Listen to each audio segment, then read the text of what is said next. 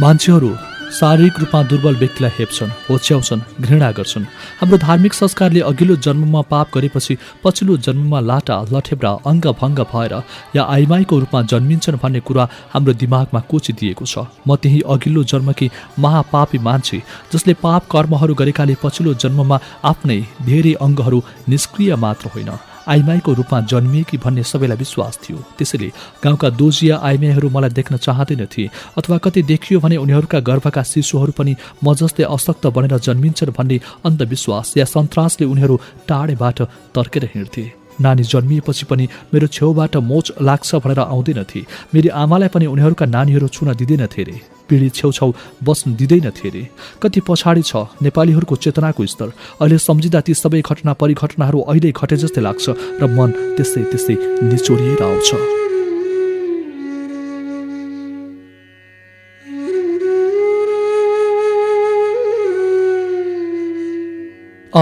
मैले अलिकति होस पाएपछि आफू लाठी हुनुको पीडा यसरी भोगे। प्रत्येक सास प्रत्येक पलमा नेपालीहरू धर्म संस्कार परम्परा धामी झाँक्री तन्त्र मन्त्र बोक्सी डाइनी भूत प्रेत पिशाच आदि कुरामा विश्वास गर्छन्। यिनीहरूले दुःख दिन्छन्, यिनीहरूलाई मनाउन नसके मैले जस्तो नियति भोग्नुपर्छ भन्ने विश्वास गर्छन्। त्यसैले होला यिनीहरूलाई परै मनाएर वा मनसाएर मलाई अरू जस्तै सग्ली बनाउन हाम्रा घरमा पटक पटक धामी झाँक्री बसाइन्थ्यो या बसाइएको ठाउँमा लगेर मेरो जोखाना हेराइन्थ्यो। मलाई भने त्यसबेला धामी झाँक्रीहरू देखेर निकै डर लाग्थ्यो। उनीहरूले ढ्याङ्ग्रो ठोकेर बुर्क बुर्क उफ्रिँदै आकाशतिर हेरेर आँखा झिमझिम पार्दै के बरबराउँदै कामेको देख्दा मेरो सातो पुत्लो उठ्थ्यो। धामी बस्ने मान्छेले खाउलाछे गरेर ठुला ठुला आँखा पारेर हेरेर गाली गर्दै खोइ के बरबराउँथ्यो के। म पनि आमाको जिउमा टाँसिएर बस्थेँ। धामी झाँक्रीहरूले मेरो जिउमा भूत प्रेत पिशाच के चढेको देख्थे गुन्नी। उनीहरू न्वारानदेखिको बल निकालेर उनीहरूलाई मेरो जिउबाट खेद्ने र मलाई सत्य बनाउन भन्दै लागेका थिए। ममा त्यति बेलादेखि अलिकति बाल विद्रोही भावना सुसुप्त अवस्थामा रहेछ क्यारे। ती धामी झाँक्रीको आँखा कुनै अलौकिक वस्तुले बनेको छ कि जस्तो लाग्थ्यो र उनीहरूको आँखा फेरिदिएर आफ्ना आँखामा जडान गरेर हेर्न मन लाग्थ्यो। आफ्नो जिउमा के चढेको रहेछ त्यो जान्न चाहन्थे म। बरबराउँदै आफूलाई खाउलाछे गरेर हेर्ने आँखालाई प्वाट्ट फोरिदिन मन लाग्थ्यो। आफूले केही नगरी धामी झाँक्रीका क्रोधित आँखाहरू ममाथि कस्तरी दगुरेका मेरी बासुई। उफ, कस्तो डरलाग्दोसँग मलाई हेरेका आफै। म डरले यिनको आँखामा आँखा जुधाएर हेर्न सक्दिन थिएँ। आमाको बर्कामा टाउको लुकाएर बस्थे। ती राता राता राम भेडे आँखालाई राम भेडा जस्तै किचिदिन मन लाग्थ्यो। कति राता राता डरलाग्दा आँखा। धामी झाँक्रीहरूले मेरो जिउमा चढेका पिशाच डङ्किने आदि झार्ने न्युमा हाम्रा घरमा कुखुराका भाले अन्डा परेवा र बोकाका बलि कति दिए कति, तिनका मासु कति खाए कति। अहिले ती सबै कुरा विश्लेषण गर्दा लागिरहेछ बिचरा नेपालीहरूको अज्ञानता र अन्धविश्वासले जकडेको दिमागले के पो सोच्न सकोस् र। धामी झाँक्रीका कुरा खोल्दा मलाई अहिले आएर कस्तो लाग्छ भने मनोवैज्ञानिक डर त्रासको उपचार थोरै मात्रामा भए पनि झारफुक गरेर गर्दा रहेछन्। बिरामीको शरीर कमजोर भएको बेला मासु मङ्स खाएर पनि केही तागत भरिदिने गरेका रहेछन्। उनीहरूमा जडीबुटीहरू र तिनको उपचार आदि बारेमा थोरै भए पनि ज्ञान भएको देखिन्छ। यो सकारात्मक पक्षलाई अझ उजिल्याएर मान्छेको विश्वास र आस्थासँग जोडिदिन पाए कति राम्रो हुन्थ्यो। तर मान्छेका पुराना विश्वास आस्थाका जगहरू भत्काउन चाहेर पनि हतपत जरे पल्टाउन सकिँदो रहेनछ। यी धामी झाँक्रीहरूका दिमागमा पनि वैज्ञानिक घरेलु उपचार विधिका चेतना छरिदिन पाए कस्तो खास हुन्थ्यो। हुन त विज्ञान प्रविधिले मान्छेले रोकिएको सास पनि खोलिदिने गरिरहेको बेला हामी कहाँ चाहिँ बोक्सी डाइनीहरूले मान्छेलाई दुःख दिन्छन्। देवी देवतालाई मानेन भने तिनले छेदहरू उठाएर खनाइदिन्छन् र मान्छेलाई ती छेदहरूले दुःख दिन्छन् भन्ने परम्परागत विश्वास छ। ती मान्छेको जिउमाथि खनाइदिएका छेदहरूलाई धामी झाँक्रीहरूले ढ्याङ्ग्रो ठोकेर के तन्त्र मन्त्रले मन्छ्याउँछन् भन्ने जनविश्वास छ। यी धामी झाँक्रीहरूले बोक्सी डाइनी पिसाच छेदहरूलाई मन्छाउनसम्म मन्छाए। मेरो जिउबाट कति पिसाच छेदहरू झारेको नि, तर म सधैँ भएर हिँड्न बोल्न हात चलाउन सकिनँ। अहिले सपना जस्तो झल्याक जुलुक ती दृश्यहरू मानसपटलमा धमिलो रूपमा आउँछन्। स्मृतिका ती पानाहरू पल्टाउँदा यो नेपाली समाज र यहाँको चेतनाको तह अझै कति पछाडि छ भन्ने तीतो अनुभूति हुन्छ।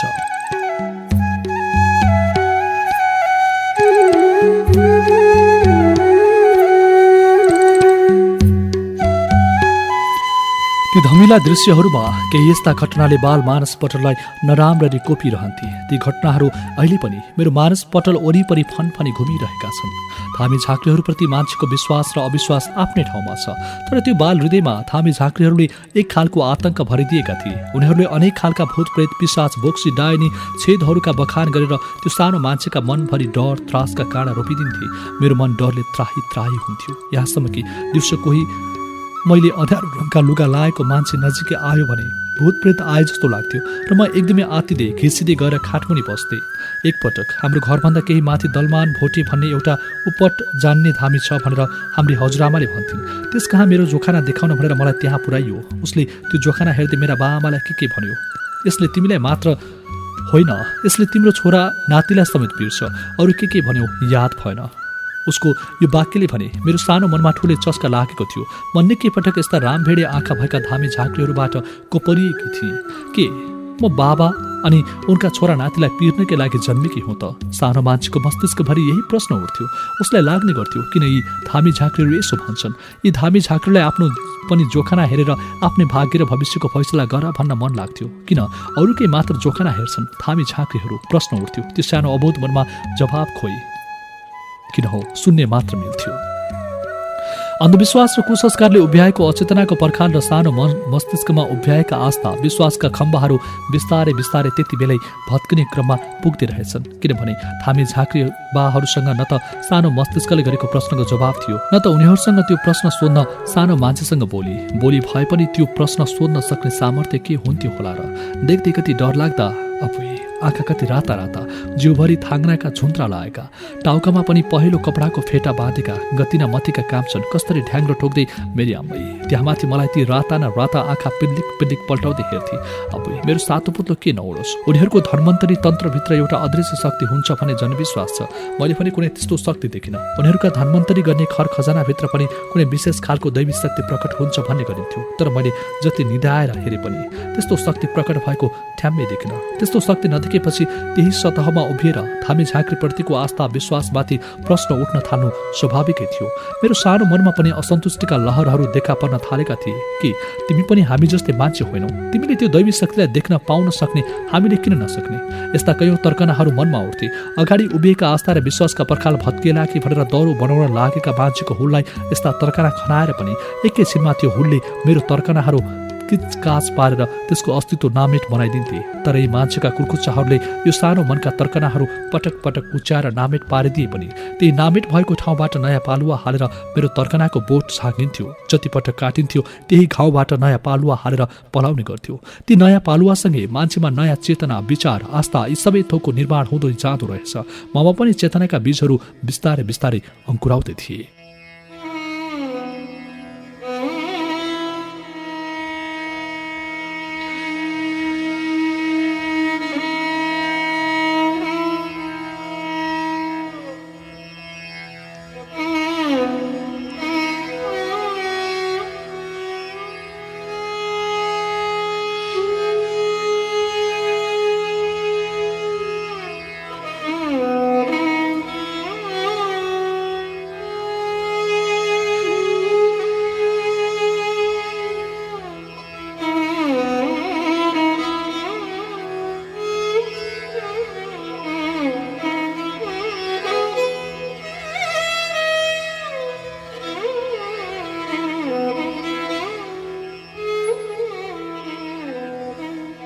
धामी झाँक्री भूत प्रेत बोक्सी डाइनी देवता आदिका कुराले मेरो मनमा त्रासै त्रास भरिदिएको थियो।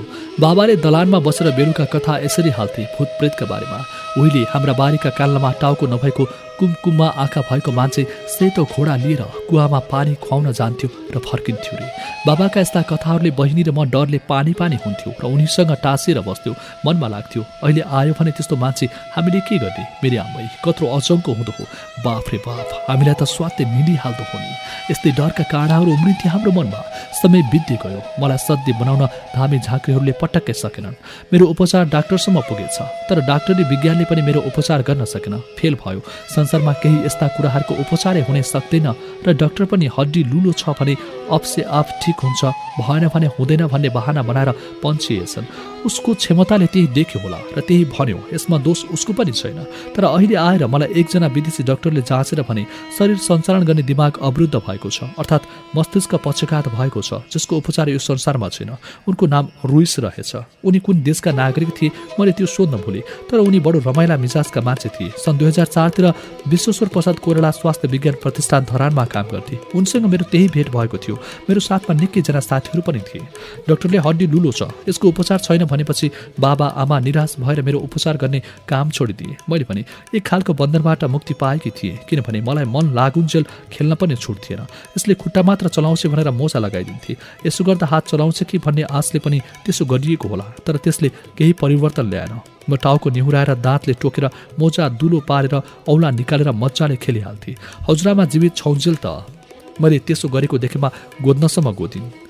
जति गोदी पनि के गर्नु, मैले औँला निकालेर खेल्न छोडिनँ। त्यसो नगरेको भए अहिले मेरो कुनै अङ्ग सञ्चालनमा आउने थिएन। डाक्टर रुइस भन्छन् उनका खुट्टाका औँला कसरी चले जब दिमागै डायमेज भएको छ भने। प्रश्न मसँग गरे। म उनलाई हेरेर हाँसिरहेँ। अन्त्यमा उनले हाँस्दै टुटे फुटेको नेपालीमा बोले, मान्छे कस्तो कस्तो पनि हुँदो रहेछ। ब्रेन ड्यामेज भए पनि खुट्टा मजाले चलाएर रेखिरहेछ। Very good. मनोबल भएपछि जे पनि हुँदो रहेछ। तर उनलाई के थाहा मैले खुट्टाका औँला चलाउन कति सङ्घर्ष गर्नु पर्यो। मोजा खप्न छोडेपछि मलाई जुत्ता लगाइदिएको। सायद यो अन्तिम परीक्षा थियो, ज्यादै कठिन परीक्षा। जुत्ता लगाइदिएपछि खुट्टामा भएको अलिकति बल पनि जुत्ताभित्र कैद हुन्थ्यो र म केही भरै पाउँदिन थिएँ। यति लड्थेँ कि दिनमा 10-15 पटक मेरो टाउको मरुन्जेल ठोकिन्थ्यो र पनि त्यो जुत्ता लगाइदिन छोडिदिएका होइनन्। कहिलेकाहीँ त लाग्ने गर्थ्यो, छि कस्तो जिन्दगी पाएछु मैले त।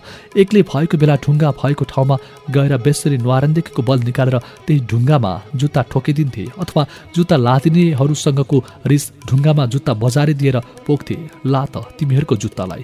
जुत्ता ढुङ्गामा बजारे दिएपछि चोटै चोट लाग्थ्यो। जुत्ता फुकाल्न नसकेर म एक्लै बेसरी रुन्थेँ। त्यति बेलै थिए मेरा जिन्दगीका सबैभन्दा काहाली लाग्दा दुःखद पलहरू, जसलाई मैले भोगेँ। तर डाक्टरले त्यसो भनिदिएपछि म सधैँ हुने झिनो आशा पनि मारेर मलाई बाबा आमाले फुक्का छोडिदिए। फुक्का नछोडिदिएसम्म म दिसा पिसाब भोक तिर्खा लागेको सङ्केत पनि ठ्याम्मै दिन सक्दिनथे। दिसा पिसाब त कपडामै कतिपटक उम्किन्थ्यो। विशेष गरी पिसाब त कतिपटक कपडामै फेरिन्थ्यो। त्यो फोहोरले खटिरै आउँथ्यो। समय पनि कति निर्दयी थियो मेरो लागि। त्यसमाथि बाबा आमाले किन कपडामै फोहोर गरिस् भनेर पिट्नसम्म पिट्थे। उफ, यो पिटाइ पनि कति खानुपर्ने लेखेको रहेछ मेरो भाग्यमा त। म मन भने मुरमुरिन्थे।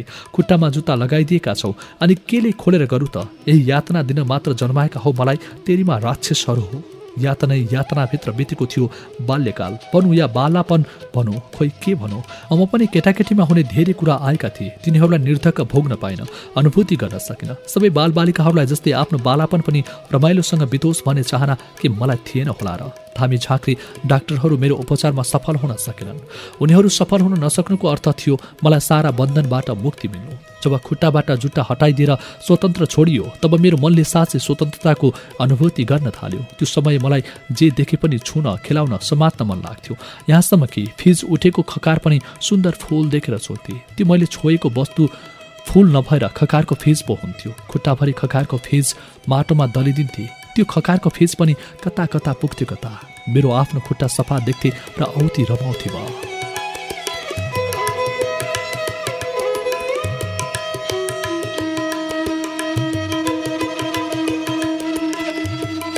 खोइ किन हो त्यति बेलैदेखि समाजले बुझेको र मैले बुझेको सौन्दर्यमा एकदमै फरक थियो। समाजले मान्छेको सुन्दरतालाई बाहिरी सतही रूपमा मात्र हेरेर यो मान्छे त कति राम्रो, त्यो मान्छे कति कुरूप भन्ने गर्थ्यो। तर मलाई कोही अनुहारले राम्रो र नराम्रो कहिले लागेर। म अलिअलि झल्याक झुलुक थाहा पाउँछु। हाम्रा घर नजिकै एकजना बुढा बाको घर थियो। तिनलाई लाटे सार्की भन्थे। तिनले मलाई अत्यन्तै माया गर्थे। उनले मलाई सानी मुखिनी भन्दै काखमा लिन्थे। म पनि उनको काखमा लुसुक्क जान्थे। ती बुढा मलाई सुन्दर लागे। जसले मलाई घृणा गरे ती बाहिरी स्वरूप जतिसुकै सुन्दर देखिए पनि मैले तिनलाई कहिले सुन्दर देखिन। मान्छे तर्क गर्छन्, बाहिरी स्वरूप सुन्दर भएन भने भित्री सुन्दरताको मात्र के काम? मेरै घर नजिकै त्यस्तै चरित्रहीन एउटी आइमाई छे। ऊ बाहिर झ्वाटे हेर्दा सुन्दर छे, जवान छे। उसलाई हेरेर म प्रश्न गर्छु, आखिर के हो सौन्दर्य? बाहिर झ्वाट देखेर सुन्दरताको अर्थ लाउनेहरू चुपचाप लाग्छन् र टोलाइरहन्छन्। यिनीहरू पनि यही समाजका मान्छे न हुन्? यिनीहरूले पनि समाजले बुझेको जस्तो त्यसको अर्थ लाउँछन्। हुन त प्रत्येक मान्छे आफ्ना विचारसँग बाँच्न स्वतन्त्र हुन्छ। त्यस्तै म पनि स्वतन्त्र छु। सायद समाज र त्यहाँका मान्छेहरूले बुझे देखेको सुन्दरताको मापदण्डभित्र म परेन। म दुर्बल शरीर लिएर जन्मेकी थिएँ, त्यसैले ममा आत्मा थिएन, चाहना भावना थिएन, मसँग कुनै सौन्दर्य पनि थिएन। मान्छेहरूले बाहिरबाट झ्वाट्ट हेर्दा मलाई अति नै कुरूप देख्थे होला, किनभने समाजले पटक पटक शरीर मात्र हेर्थ्यो, अर्थात् हाड छाला मासु मात्र हेर्थ्यो। अनि मान्छेहरू पनि रूप रंग बाहेक के हेरुन्? उनीहरूको लागि यही कुरो अनमोल थियो, पर्याप्त थियो। हुन पनि हो, मान्छे भौतिक रूपमा सबल हुनुपर्छ, तर यहाँनिर अलिकति बग्याएर भन्दा भौतिक रूपले मात्र सबल भएर के पुग्थ्यो?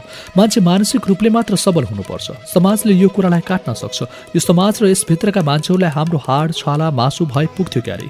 नपुग्ने भए किन ममाथि त्यस्तो व्यवहार गर्थ्यो होला र? एउटा उखानै छ, बलियाले निर्धालाई सधैँ दबाउँछन्। यही उखान पृथ्वीका हरेक प्राणी जीव जन्तुमा लागू भएको छ। हामीले भौतिकवादी दृष्टिकोणबाट हेर्ने हो भने यो सृष्टिको चक्र यसै आधारमा घुमिरहेको छ, अनि हामी यही सृष्टिका मान्छे नामक प्राणी, हामीमा पनि यही सृष्टिको नियम लागू हुन्छ। त्यसैले त म जिन्दगीलाई बढी भावुक अर्थमा बुझ्दिनँ, किनभने भावुकतामा जिन्दगीको रथ हाँक्न सकिँदैन। तर मान्छे त्यस्तो यन्त्र जस्तो वस्तु पनि हुन सक्दैन, किनभने मान्छेसँग मन, मुटु, हृदय हुन्छ। उसँग अनुभूति, संवेदना, भावुकपन सबै थोक हुन्छ। एकजना लेखकले मसँग भनेका थिए, म वस्तुवादी मान्छे, म मान्छेको संवेदनशीलतालाई त्यति महत्त्व दिन। मैले उनलाई जवाब फर्काइन, तर मनले सोच्यो, यस्ता संवेदनहीन मान्छे पनि यो संसारमा छन्, जसले मान्छेभित्रको संवेदनशीलतालाई पटक्कै महत्त्व दिँदैन, आफूलाई पूर्ण यान्त्रिक दुनियाँमा प्राणी ठान्छ। तर म त्यस्तो यान्त्रिक मान्छे होइन, जससँग मानवीय अनुभूति छैन, हृदय छैन, संवेदना, भावुकता छैन, केही पनि छैन। जससँग मानवीय गुण मरिसकेको छ, त्यो जिन्दगी बाँच्न चाहन्न। त्यसैले मसँग मान्छेहरूको अर्थमा अनुभूति छ, संवेदना छ। त्यससँग एउटा कोमल मान्छेको मन छ र ती जिन्दगीमा छ। मान्छे छ र नै जिन्दगी पनि सुन्दर छ। मान्छेहरूका व्यवहार र विचारहरू कस्ता छन्? मान्छेसँग कोमल मन मस्तिष्क भएरै त्यसको अनुभूति गर्न सक्छ। यी अनुभूतिका रङ्गहरू कहिले तितो रूपमा पोखे, कहिले मिठो रूपमा पोखे। रूप रङ्ग मात्र हेर्ने यो समाजका आँखाहरूले ममा कुरूप पर्न बाहेक केही देख्ने देखेन। हामी धर्म, संस्कार, रीतिरिवाज, परम्पराका कुराहरू गर्छौँ। यी कुराहरूबाट मान्छे जुनसुकै सम्प्रदायभित्र जन्मे पनि अछुतो हुन सक्दैन। तर हाम्रा धर्म, संस्कार, संस्कृतिका कुरा के राम्रै मात्र छन्? हो, म जन्मेको सम्प्रदायभित्र पनि ती राम्रा नराम्रा कुरा छन्, जुन परम्परागत रूपमै समाजभित्र काटिएर बसेका छन्, जसलाई मान्छेहरूले आफ्नो व्यवहारमा मिसाएका छन्, थाहा नै नपाई घुसाएका छन्। त्यसैले त हाम्रा दिमागमा धेरै यस्ता कुरा थुप्रिएका छन् जुन कहिले काम लाग्दैनन्। हाम्रो दिमागले त्यही संस्कारको व्यवहार गरिरहेको छ। हाम्रा धर्मशास्त्रहरूले मान्छेले कुनै पाप गरेको छ भने त्यसको दण्ड पछिल्लो जन्ममा भए पनि भोग्नुपर्छ भन्ने कुरो लेखिदिएका छन्। यसो भनेर हाम्रा धर्मशास्त्रहरूले मान्छेलाई कार्य गर्नबाट दिमागभरि सन्तास भरेर जो गए पनि यिनीहरूले हजारौं त्यस्ता मान्छेहरूप्रति अन्यायपूर्ण नीति लादेका छन्, जो विकलाङ्ग रूपमा जन्मेका छन्। हाम्रा संस्कृतिमा यस्ता अन्यायपूर्ण परम्परा छन् जसले उपेक्षित वर्गप्रति कुनै सहानुभूति राख्दैनन्। यही संस्कार र संस्कृतिमा जन्मे हुर्किएकी म, जुन समाजको अलि उपेक्षित अपहेलित वर्गभित्रकी एउटी सदस्य, जुन वर्ग शताब्दीदेखि उपेक्षित र अपहेलित छ, त्यसैभित्र एउटा दबिएको आवाज छ। त्यो आवाज बाहिर आउन सकेको छैन। त्यहाँ निश्वास, छटपटी छ, आँसु, दर्द, पीडा छ, र पनि त्यहाँ जीवन छ, मान्छेको सास छ। मैले जिन्दगी अब तिनी आवाज विहीनहरूको आवाज, शब्द विहीनहरूको शब्द बनेर बाँच्नुपर्छ। संसारले व्यवस्था गरेका मान्छेहरूको लागि भए पनि बाँच्नुपर्छ। यही उत्साहले पनि जिन्दगीको यात्रा गरिरहेको छु। यो यात्रा तयार गर्न निकै समय लाग्ला।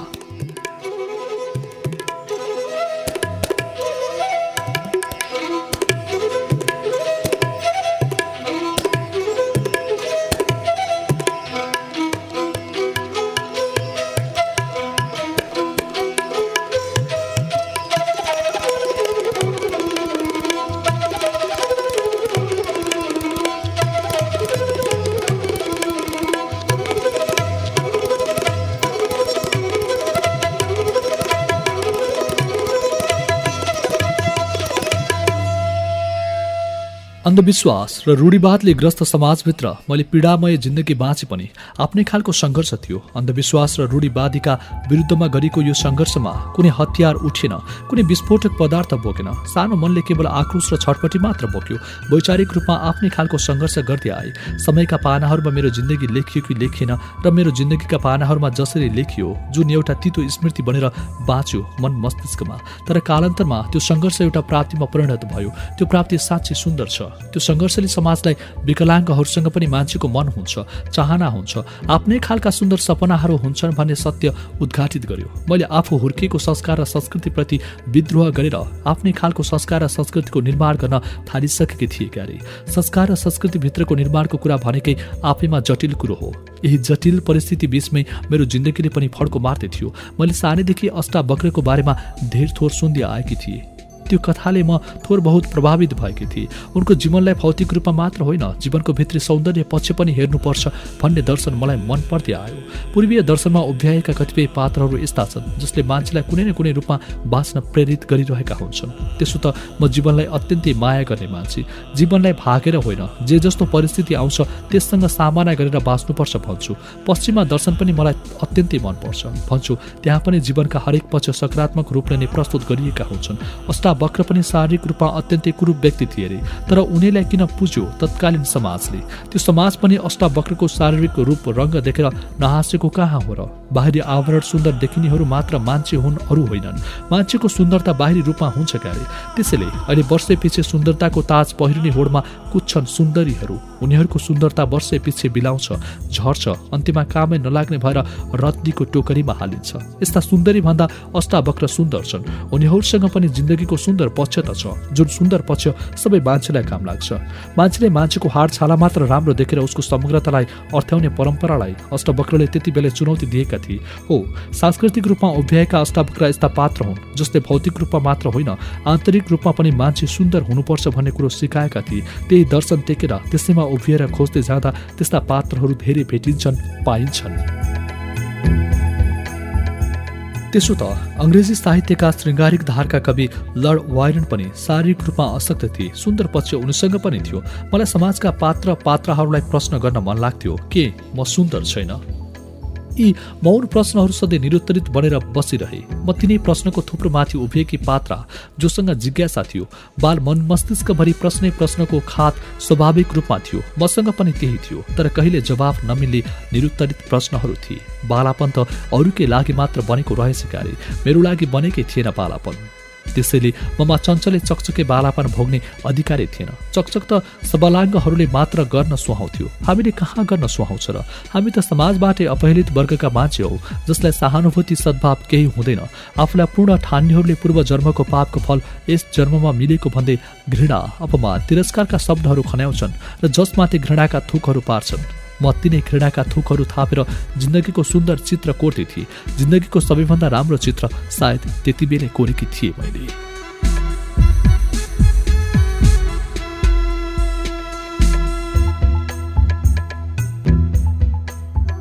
कार्यक्रम मेरो कथामा हामीले केही सातादेखि प्रस्तुत गरिराखेका छौँ साहित्यकार झमक घिमिरेको आत्मपरक निबन्ध जीवन काँडाके फुललाई।